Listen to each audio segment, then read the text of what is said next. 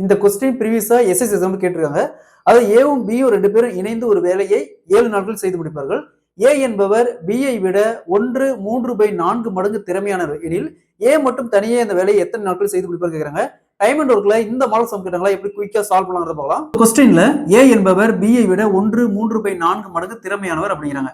So இது கலப்பு பின்னத்துல இருக்கு. அப்ப 1 × 4 4 4 + 3 7/4. இது பார்த்தோம்னா ஏக்கான வேல்யூ, இது பிக்கான வேல்யூ. எக்ஸாம்பிளுக்கு a b = ஏக்கான வேல்யூ 7, பிக்கான வேல்யூ 4.